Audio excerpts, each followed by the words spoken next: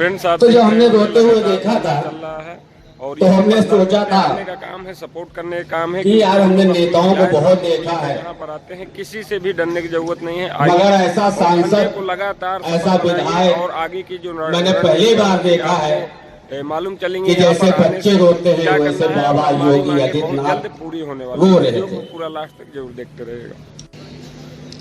बहुत सताए हुए हैं योगी आदित्यनाथ बाबा जी हमारे, बहुत दुख के भरे हैं, दुख के मारे हैं। हमने सोचा कि जिस दिन बैठेंगे ना ये शायद हो सकता है हमारे भी समिति के, हमारे भी जितने यहाँ धरना प्रदर्शन चल रहे हैं हमारे भाइयों को, मैं अपने धरने के साथ साथ और भी धरनों की बात करता हूं।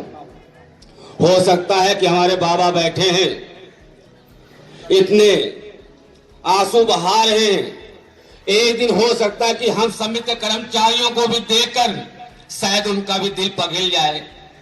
आंसू बह रहे थे, मगर हमको तो नहीं लगता है, हमें तो ये लगता है कि चाहे सरकार हमको जेल में डाल दे, मगर हमको तो अब ये विश्वास हो गया इतने दिनों में, कोई ये बीच में हो सकता है उन बातों से मेरी बात भी टकरा जाए। बहुत मुश्किल है कि लोग विपक्ष की पार्टियों तक कानों के कान में खबर पहुंच गई।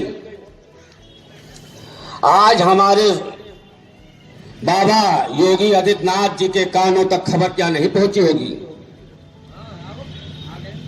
हमें तो अब ये विश्वास नहीं रहा कि ये बाबा हैं जो संसद भवन के अंदर रो रहे थे।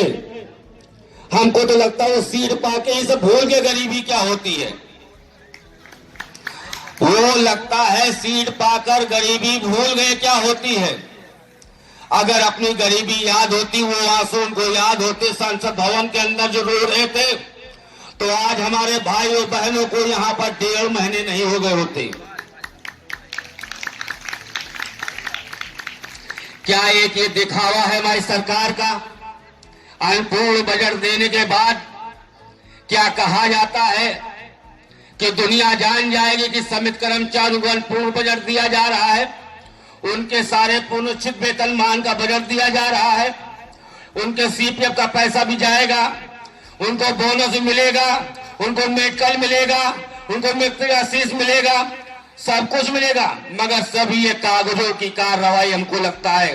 हमको तो लगता है कि बहुत से मैंने बधाई देखे हैं, शादी ब्याह में ले जाते हैं तो क्या करते हैं, सबकी दिखावट में 100 रुपए घुमा के और अपनी ही जेब में डाल लिया।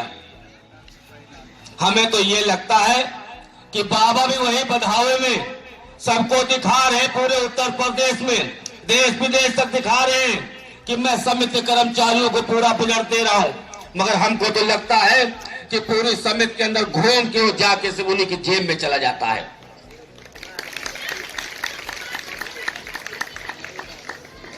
आज मैं कहता हूं अगर बाबा अपने आंसू को याद है तो हम गरीबों को भी आंसू पोंछने काम कीजिए और अपनी छवि को खराब मत कीजिए।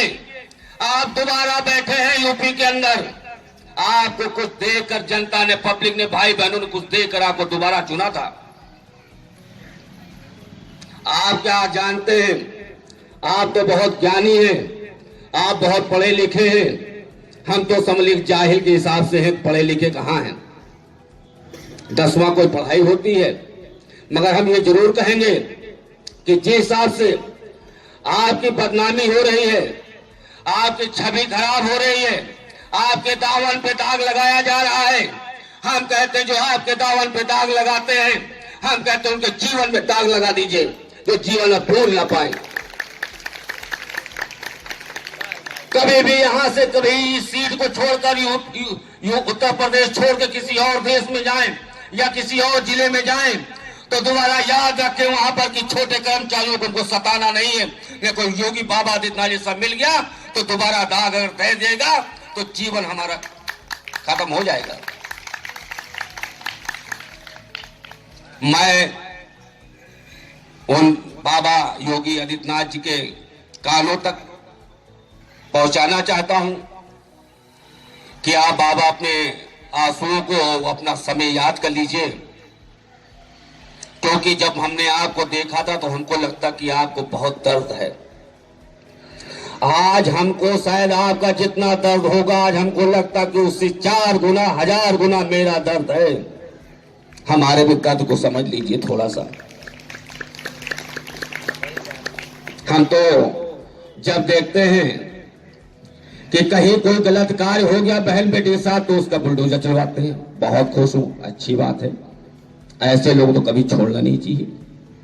हम देखते हैं कि अवैध कब्जा होता है या कोई भू माफिया होता है, उसको हम मिट्टी मिला देते हो, अच्छी बात है, उसका घर गिराते हो, अच्छी बात है।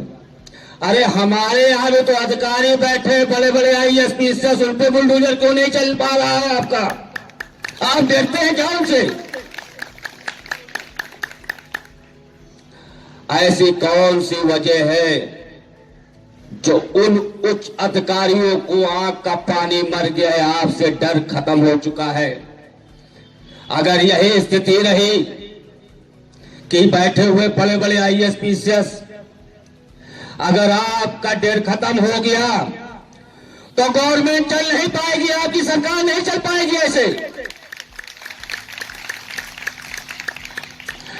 आपकी यूपी के अंदर जितना भी कर्मचारी है या बेरोजगार है, दुकानदार है, फुटपाथ पे कमाने वाला है, वो आपके ऊपर से भरोसा उठ जाएगा। सरकार आपके हाथ में लगाम है, आप बाबा लगाम को टाइट कीजिए और इन घोड़ों को कायदे से चलाने की कोशिश कीजिए।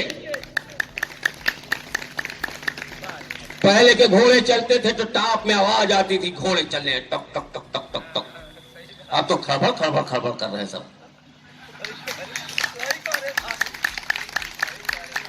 जब बाबा जी आपके हाथ में लगाम है तो घोड़े ये क्यों बेकाबू हो रहे हैं? आप सूबे के मुखिया हैं, आप एक राजा हैं। राजा का कर्तव्य है कि अपने प्रजा को ध्यान रखना है। हमारी प्रजा कोई दुखी तो नहीं है।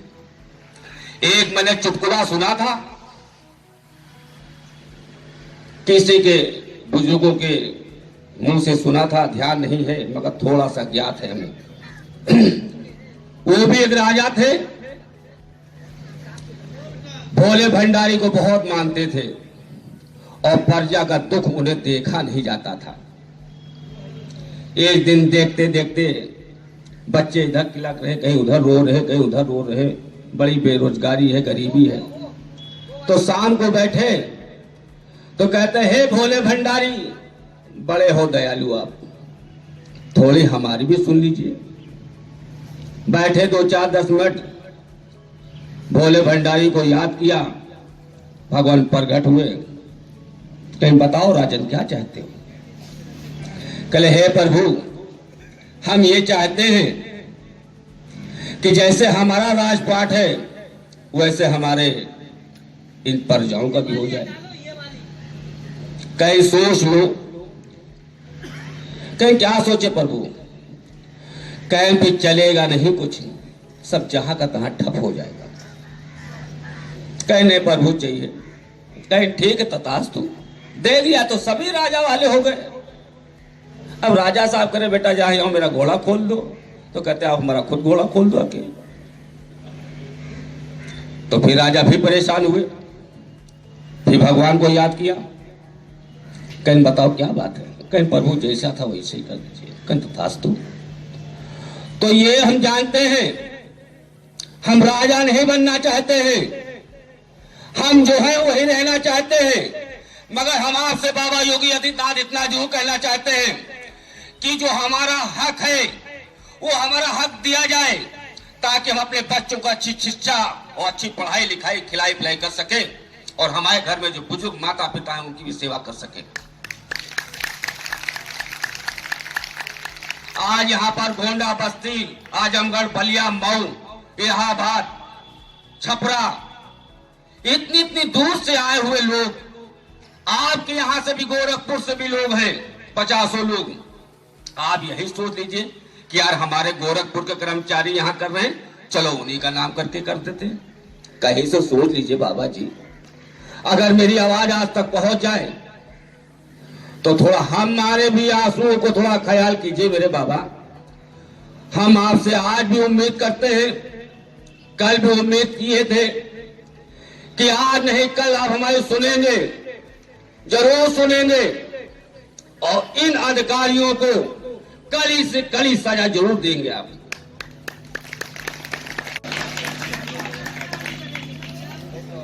आप अपनी ताकत को मजबूत रखें, अपने भाइयों को बताएं भैया आप आए, चाहे थोड़ी देर के लिए आए जरूर।